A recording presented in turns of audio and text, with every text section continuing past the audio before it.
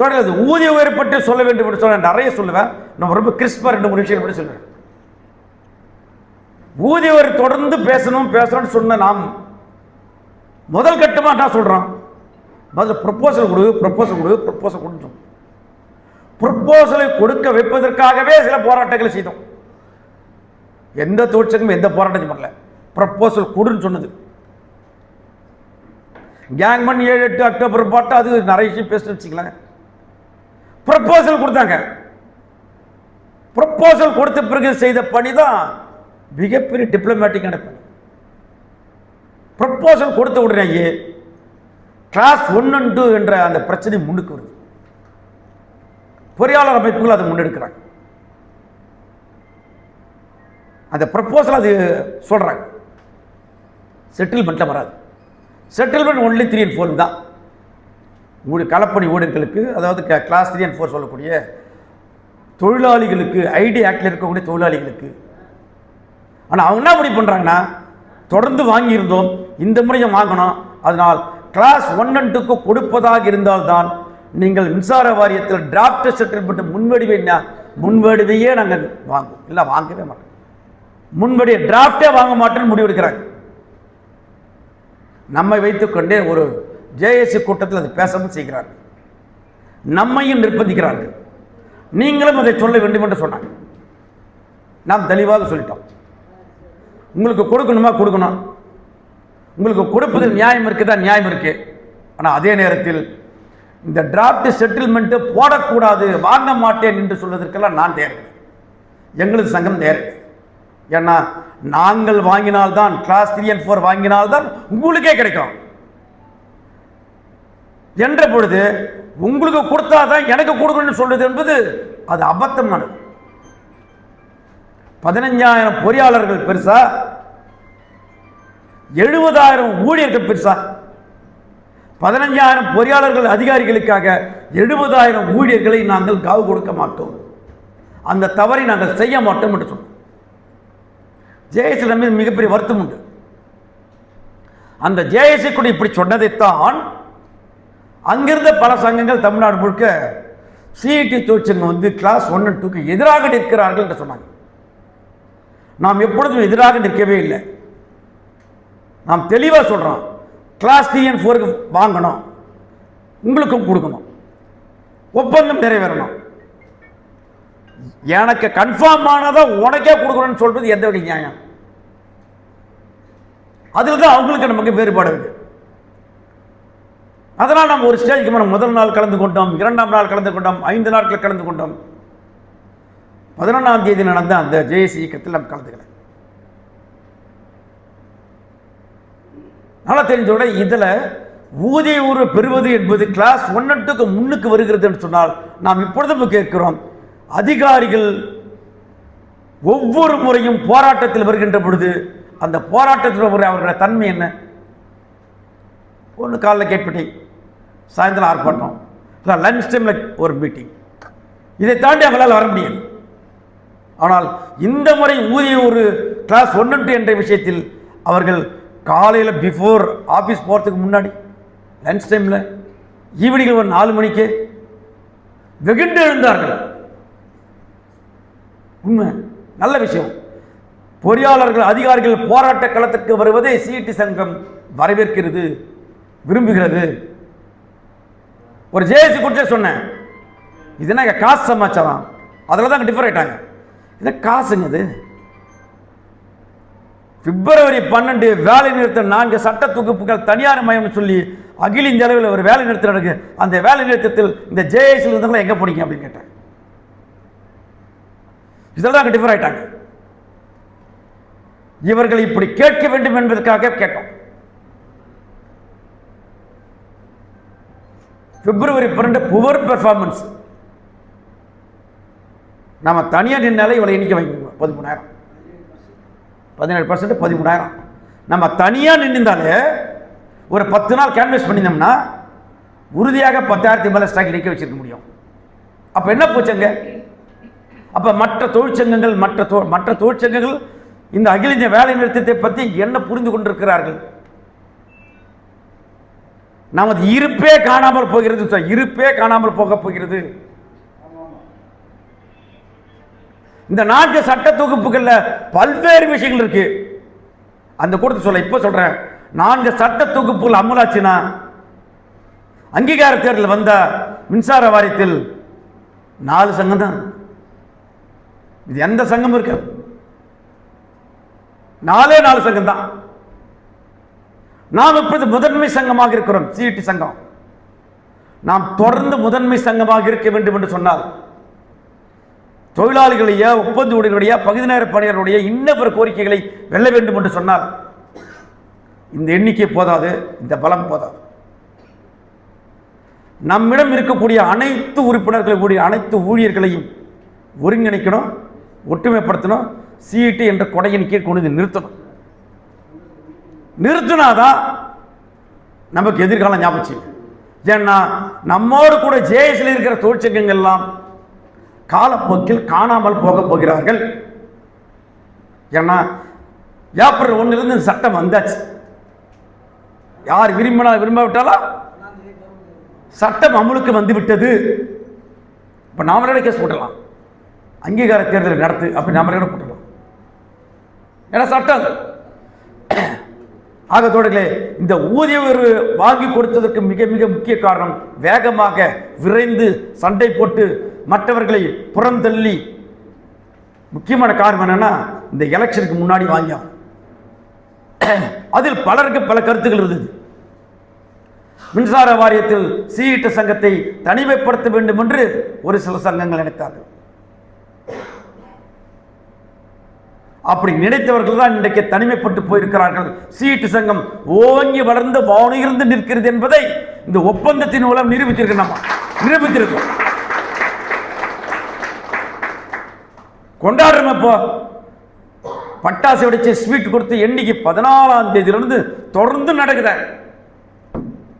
இந்த பேரவை நடத்துறமே, எண்ணிக்கை குறைவோ நிறைவோ நடத்துறோம்ல, அடுத்த டிவிஷன் ஆஃபீஸ் போகல, அடுத்த செக்ஷன் ஆஃபீஸ் போகல, இன்னும் 2 மாதங்கள் போவோம்ல. இந்த வெற்றியை கொண்டாடுவதற்கு மின்சார வாரியத்தில் எந்த தொழிற்சங்கத்திற்கு தெம்பு இருக்கிறது, திராணி இருக்கிறது? சொல்லுங்க பார்க்கலாம். நம்மை தவிர ஒருவருக்கும் கிடையாது. அந்த அளவுக்கு உழைச்சிருக்கிறோம், அந்த அளவுக்கு போராடி இருக்கிறோம்.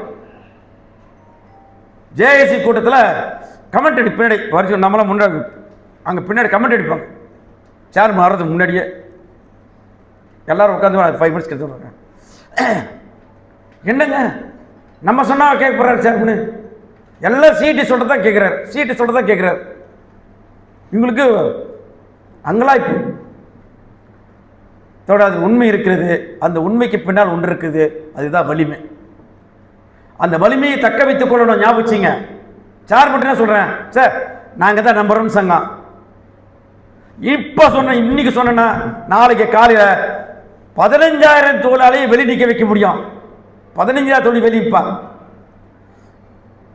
உண்மையா இல்லையா? உண்மையா இல்லையா? உண்மையா இல்லையா? ஏன் நம்ம ஈஃபம் ரெண்டு கொடுக்குறோம்ல, பார்க்குறாருல, இப்போ கொடுத்துக்குறோம் 23,000 சில்லற. போன ஆண்டை விட 183 அதிகம் 2025க்கு. ஆனால் இந்த முறை சொல்கிறோம் 2026 டிசம்பர்லாம் போகக்கூடாது. ஜூன் மாதத்துக்கு 30/6க்கு முன்பாக நாம் நிரந்தர ஊழியர் எண்ணிக்கை 24,000 எட்ட வேண்டும் என்பது செயற்குழு முடியும். அப்ப தெற்கு 1ல தெற்கு 2ல தமிழகம் முழுதும் நிறைய வேலை செய்ய வேண்டியிருக்கு. தொடர்களே, இந்த ஊதிய உயர்வில் நிறைய விஷயம் சொல்லிட முடியும். எனக்கு உங்களுடைய முகத்தை பார்த்த உடனே சீக்கிரம் முடிக்கணும்னு தோணுது. அது பெண்கள் நெளிகிறாங்க. அது இளையவர் 2 பேர் போயிட்டாங்க. நமது தோழர்கள் முருகானந்தம், விஜயலட்சுமி நிறைய விஷயங்கள் தெரியும். அவர்கள் உங்களை செக்ஷன் ஆஃபீஸர் பேசுவாங்க. நான் வேற 2 விஷயம் மட்டும் சொல்லி முடிக்கணும்னு நினைக்கிறேன். இந்த மின்சார வாரியம் மிகப்பெரிய நிறுவனம். ஒரு தமிழக அரசினுடைய வரவு செலவு பட்ஜெட் 12 லட்சம் கோடி. தமிழக அரசுடைய வரவு செலவு ஒரு ஆண்டுக்கு. ஆனால் மின்சார வாரியத்தின் வரவு செலவு பட்ஜெட் என்ன தெரியுங்களா? கிட்டத்தட்ட 2 லட்சம். 6ல் ஒரு பங்கு இல்லை 5ல் ஒரு பங்கு நமது நிறுவனத்தை போல வேற எந்த டிபார்ட்மெண்ட்டுக்கும் தமிழக அரசின் கீழே இருக்க எந்த டிபார்ட்மெண்ட் இவ்வளோ டிரான்சாக்ஷன் கிடையாது. நாம் தான் நம்பர் 1. ரெஸ்பெக்ட் நம்ம தான் ஜாஸ்தி, வேலை வாய்ப்புகள் நம்ம நிறுவனத்தில் ஜாஸ்தி, சம்பளம் நம்ம நிறுவனத்தில் ஜாஸ்தி, சமூகத்தில் செல்வாக்கு நம்ம நிறுவனத்துக்கு ஜாஸ்தி, எல்லாம் ஜாஸ்தி ஜாஸ்தி ஜாஸ்தி. இவ்வளோ செல்வாக்கோடு இருக்கிறோம். 20 ஆண்டுகளுக்கு முன்பாக மஸ்தூர் வருவதற்கு முன்பாக சொல்கிறேன், 2000 2005 சொல்கிறேன், நான் மத்திய சென்னையில் இருந்த பொழுது ஒப்பந்த ஊழியர்களாக இருக்கிற பல தோழர்கள் கல்யாணம் ஆகலை, பொண்ணு பார்த்துக்கிறாங்க. எங்கே வேலை செய்கிற? நான் ஈபியில் வேலை செய்கிறேன். என்ன வேலை செய்கிறேன்? கான்ட்ராக்ட் லேபராக வேலை செய்கிறேன் அப்படின்னு வாங்கலாம். உடனே அந்த கான்ட்ராக்ட் லேபரை பர்மனெண்ட் ஆகாமல் ஆகாதா, பொண்ணு கொடுக்கலாமாடாமா நீ என்கிட்ட ஒரு 20க்கும் மேற்பட்டவர் வந்து பேசுனாங்க. நான் சொன்னேன் உறுதியாக கிடைக்குங்க. அப்போ உறுதியாக கிடைக்கின்றது 3 காரணம் இருந்துச்சு. ஒன்று போனஸ் வாங்கியிருந்தாங்க, 2வது இபிஎஃப் கேஸு சுப்ரீம் கோர்ட் வரை போச்சு 2, 3வது ஜிஓ 950 சுப்ரீம் கோர்ட் ஜட்ஜ்மெண்ட் போடப்பட்ட அரசு அந்த உத்தரவு மாநில அரசு படிச்சு 3 விஷயம் இருந்துச்சு. இந்த 3 விஷயங்கள் தான் நமக்கு சாதகம், அதனால் ஜெயிச்ச உள்ள வந்தோம். இப்போ இந்த 3மே இப்போ இல்லை, தோழர்கள் புரிந்து கொள்ள வேண்டும். ஆனால் அதையும் மீறி முடிக்க முடியும், அதை கடைசியாக சொல்கிறேன் நான். அப்போ நான் ஏன் சொல்ல வரேன்னா, இவ்வளவு ஒரு பெருமை மிகுந்த நிறுவனத்தில் மின்சார வாட்டில் நம்ம வேலை செய்கிறோம். ஞாபகிச்சிங்க, நம்ம சுற்றும் உறவுகள் சமூகம் எல்லாத்திலும் மிகப்பெரிய செல்வாக்கோடு இருக்கிறான். சத்யநாராயணன் கடலூருக்கு போனார்னா மிகப்பெரிய பந்தா இருக்குது சத்யநாராயணுக்கு. சத்யநாராயணன் மட்டும் கிடையாது, இங்கிருந்து யாரெல்லாம் சொந்த ஊருக்கு போகிறீங்களோ சொந்த ஊருக்கு மிகப்பெரிய செல்வாக்கு இருக்குன்னா என்ன காரணம் தெரியுங்களா? மின்சார வாரியத்தில் நிரந்தர ஊழியராக இருக்கிறன்ற அந்த ஒரே காரணம் தான். ஞாபகிச்சிங்க, நமது பிள்ளைகள் இன்னைக்கு எம்பிபிஎஸ் பிஎல்லாம் பிஏ தமிழ் மாதிரி வச்சுப்போம், எல்லா பட்ட படிப்புகளும் படிச்சிருக்கு, இங்கிலீஷ் கான்வென்ட்டில் படிச்சிருக்கு, சமூக அந்தஸ்தோடு வளரும். அப்படின்னா இந்த மின்சார வாரியம் என்ற பொதுத்துறை நிறுவனத்தால் இது நடந்திருக்கிறது என்பதை மறந்துடாதீங்க. அந்த மின்சார வாரியம் என்ற பொதுத்துறை பாதுகாக்க வேண்டும் என்று சொன்னால் நாம் அனைவரும் சிஇடி தலைமை இணையணும். நீங்கள் அதிகமாக கீழே வேலை செய்யணும். எதிர்காலம் போராட்ட காலம், 10 நாள்லாம் டைம் இருக்காது. டெல்லியில் கூப்பிட்டு சொல்லுவாங்க, நாளைக்கே லைட்டிங் ஸ்ட்ரைக் சொல்லுவாங்க. ஒரு இரவு தான் கேப் இருக்கும், ஒரு இரவில் போராட வேண்டிய வரும். ஹாயோட வேலை செய்யப்படும். இனிமேல் 10 பேர் வேலை செய்யறது இல்லை, நமக்கு வேலை செய்வதற்கு 100 பேர் தேவை. அவ்வளவு பணிகள் எதிர்காலத்தில் இருக்கு நமக்கு. இதெல்லாம் கணக்கில் கொண்டுதான் இப்பொழுது தொழிலாளியை ரூட் லெவலில் சந்திக்க போயிருக்கும். ரூட் லெவலில் போறோம். ஊதிய சம்பந்தமாக ஒரு தகவலை சொல்றேன் நான். ஒரு டிஸ்கஷன் அநேகமா அது 2 2ஆம் தேதி மார்ச் மாதம் 2ஆம் தேதி சேர்மன் இருக்காரு. அப்போ ஒரு தொழிற்சங்க பேர் சொல்ல, நாகரிகங்கிறது தொழிற்சங்கம், அவரோட பேரை சொல்லுங்க. இப்போ ஊதியவருக்கு என்ன அவசரம்? எலெக்ஷனுக்கு பிறகு வச்சுக்கலான்னு அவர். சுமாரா கூடி வரும்போது கெடுத்து விட்டுரு போல நீ அப்படின்னு நான் சொல்ல பிள்ளை புதுசாங்க. இப்படிலாம் தொழிற்சங்க தலைவர் மின்சார வாரியம் இருக்கா, ஞாபகம் வச்சுங்க. இதெல்லாம் முறியடித்தான் வரும். டைரக்டர் ஃபினான்ஸ் சொல்றாங்க, போனோம். என்னாச்சுன்னா, இவர் இந்த மாதிரி சொன்னதை வச்சு வாரிய தலைவர் என்ன முடிவு பண்றாருன்னா, ஒரு பக்கம் தோழர் ஐக்கிய சங்கம் 16 ஒரு கடிதம் ஒன்று முதலமைச்சருக்கு அதை அனுப்பிச்சிட்டு பெரிய பிரச்சனை பண்றான். ஒரு பக்கம் ஏன் அவசரப்படுறீங்க, ஆஃப்டர் எலெக்ஷன் பண்ணிக்கலாம் இன்னொரு சங்கம் சொல்றாங்க.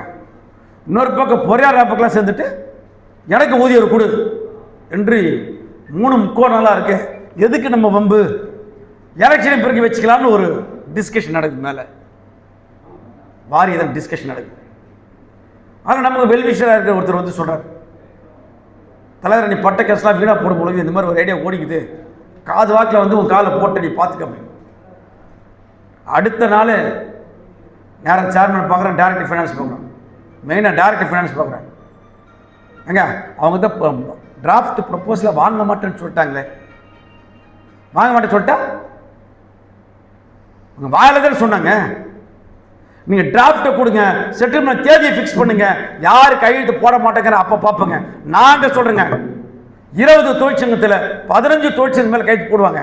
எங்களுக்கு தெரியாதா யார் போடுங்க போட மாட்டாங்க அப்படியே சொல்றீங்க. எழுதி வச்சிங்க, ஏடிஎம்க்கு மட்டும் தான் போட மாட்டாங்க, அவங்க பாலிடிக்ஸ் ரீதியா டிஎம்க்கு இதான் நிற்கிறாங்க, மற்ற எல்லாரும் போடுவாங்கன்னு சொன்னேன். நான் சேஃப் சைடு 15ன்னு சொன்னேன். ஏன்னா பொறியாளர் அமைப்புல 1 and 2 கிடைக்கலாம் போட மாட்டாங்க, அதை 3 குறைச்சிக்கினேன். நான் ரவுண்டாக 15 சொன்னேன். சேர்மன்கிட்ட சொன்னோம், அந்த குழு உறுப்பினர்கிட்ட சொன்னோம். இந்த டிஸ்கஷன் தான் டேர்னிங் பாயிண்ட். அதுக்கப்புறம் ரெடி ஆகிட்டாங்க. உண்மை அன்னைக்கு முருகா சொன்னதான், ஒரே ஒரு சங்கத்தை தவிர எல்லாரும் போட்டான். ஒற்றை கோரிக்கை சொன்னவெல்லாம் பின்னாடி போட்டான். ஒற்றை கோரிக்கை ஜெயிக்காது, ஒற்றுமையாக வைக்கக்கூடிய கோரிக்கை தான் ஜெயிக்கும். மின்னுடைய மத்திய ஒற்றுமையாக இருந்து எல்லோருடைய கோரிக்கை சேர்த்து வைக்கலான்றா? நோ, என் கோரிக்கை மட்டும் வை. என் பணம் உன் பணமும் என் பணம்ன்றான். என்ன அறிவாளிப்பார். இந்த ஒற்றை கோரிக்கை இனிமேல் நான் வரமாட்டேன். இது எங்க சீட்டு சங்க கொள்கைக்கு எதிரானது. நீ அதிகாரிக்காக நான் சங்கம் நடத்தல, ஆனா அதிகாரிக்க குரல் கொடுப்பேன், அது வேற. என் தொழிலாளி உரிமைகளை காவு கொடுத்துட்டு உனக்கு என்ன வரும்னா, நான் லேபர் சங்கம் நடத்துறேன், தொழிற்சங்கம் நடத்துறாங்க அப்படின்லாம் பேசுறேன், பல இடங்களில் பேசுறோம். ஆக தோழர்களே, மிகப்பெரிய விஷயங்கள் எல்லாம் ட்விஸ்ட் டேர்ன் அண்ட் ட்விஸ்ட்லாம் போய் வந்து தான் இந்த ஒப்பந்தம் அரங்கேறி இருக்கு. 6+3 ஊதியம் வாங்கியிருக்கிறோம். இன்னும் ஒரு நாள் கேப் கேஸ் தான் கான்ட்ராக்ட் லேபர் கூட பண்ணிருக்க முடியும். ஆக தோழர்களே, இந்த ஒப்பந்தத்தில் நோட்டீஸ் போட்டிருக்கு. தோழர்கள் பிரிவுகளத்தை வந்து பேசுவாங்க. மின்சார வாரியத்தில் தெற்கு சென்னை 1, தெற்கு சென்னை 2ல் இனிமேல் சீட்டு சங்கம் தான் வலிமை வாய்ந்த சங்கம்னு சொல்லக்கூடாது, பவர்ஃபுல் சங்கம் என்று சொல்லுகின்ற அளவுக்கு நமது நடவடிக்கை அமைங்க. பவர்ஃபுல் சங்கம். எஸ்சி ஆபீசர் திறனும் அப்படின்னு சொன்னா 500 பேர் குறையாம வரக்கூடிய வல்லமையை நாம் பெறணும். அப்படி பெற்றால், தமிழகம் மூடி அப்படி பெற்றால் நமது ஈர்ப்பை தக்க வைத்துக் கொள்ள முடியும். மின்சார வாரியத்தை பொதுத்துறையாக பாதுகாத்துக் கொள்ள முடியும். மக்களுக்காக வேலை செய்ய முடியும், விவசாயிகளுக்கு வேலை செய்ய முடியும், பலருக்கு வேலை செய்ய முடியும். இது ஊதிய சம்பந்தமா. பொறியாளர் சம்பந்தம் லைட்டாக சொல்லிட்டேன். இந்த கான்ட்ராக்ட் லேபர் சம்பந்தமாக நான் ஏற்கனவே பல கூட்டங்கள் சொல்லியிருக்கேன். இந்த ஊதிய ஒப்பந்தத்தில் கான்ட்ராக்ட் லேபர் விஷயமாக வாரியத்தினோட பல முறை பேசணும். முதல் முடியாதுன்னு சொல்லியிருந்தவர் ஒரு ஸ்டேஜில், சரிங்க நீங்கள் இவ்வளோ தூரம் சொல்கிறீங்க, சீட்டு தொழிற்சங்கம் சொன்னால் அதில் நியாயம் இருக்கிறது என்பதை நானில் எல்லாரும் சொல்லுவாங்க. அந்த அடிப்படையில் நான் வந்து யோசிக்கிறேன் அப்படின்னாரு. ஃபஸ்ட்டு யோசிக்கிறேன்னு, அடுத்த வாரம் சரி செய்கிறேன்னு சொன்னவொடனே நமக்கு அப்போ என்ன சொன்னேன், செய்வதற்கு இப்போ கூட சொல்கிறேன் சார், நீங்கள் வந்து எல்லா லிஸ்ட் எடுத்தீங்கன்னா 2 லட்சம் பேர் வரும். அப்படிலாம் பண்ண வேண்டியதில்லை. இன்ஸ்பெக்டர் லேபர் கேஸ், ஹைகோர்ட் கேஸாக இருக்குது. ப்ளஸ் உண்மையிலே வேலை செய்கிற தெருமையில் வேலை செய்கிற சம்பள பட்டியலில் தான் பேங்க்கில் தான் போகுது. கான்ட்ராக்டில் வேலை செய்கிற உண்மையான பட்டியல் எடுத்து ஸ்க்ரீன் பண்ணுங்க, ரிட்டையர்டு ஜட்ஜை வச்சு ஆய்வு பண்ணுங்க. அதற்கு பிறகு ஒரு 766 ரூபாய் டெய்லி வேஜஸ் கொடுங்க, 2 வருஷம் 3 வருஷம் வச்சுங்க, அப்புறம் கூட பர்மனன்ட் பண்ணுங்க. இதுதான் நம்ம சொன்னோம். சரி நான் யோசிக்கிறேன்னு சொன்னார். 2வது வாரம் எப்படி பண்ணுறது சொல்கிறாரு. எங்க நான் செய்யணும்னு நினச்சேங்க, ஆனால் உங்களால் இப்படி பண்ணுவாங்கன்னு எதிர்பார்க்கலைங்க அப்படின்னு. நாங்கள் என்ன சார் பண்ணோம் அப்படி? உங்கள்னா உங்களை மாதிரி ஒரு தொழிற்சங்கம் வந்தாங்க, என்ன சார் பண்ணாங்கண்ணா? வந்தாங்க, ஒரு கடிதம் கொடுத்தாங்க, ஃபோட்டோ பிடிச்சாங்க. தமிழ்நாடு முழுக்க கல்யாண மண்டபத்தில் ஃபோட்டோ பெருசாக வச்சு 1 லட்சம் 2 லட்சம் காசு வசூல் பண்ணிக்கிறாங்க. என்னங்க நியாயம் இது? நான் வேலை போடுறேன்னு சொன்னேன். நான் எல்லாரும் கடிதம் கொடுக்குறீங்க, நானும் வாங்கிக்கிறேன், நீங்களும் கடிதம் நான் வாங்கிக்கிறேன். இவன் ஃபோட்டோ வச்சு ஆனால் காசு வசூல் பண்ணுவாங்களா? இந்த காசு வசூல் பண்ணது தான் ஒப்பந்த ஊழியர்களுக்கான அடுத்த கட்ட நடவடிக்கை வராமல் இருப்பதற்கான மிகப்பெரிய விஷயம். பண்ணது யாருன்னு உங்களுக்கு தெரியும் வச்சுங்களேன்.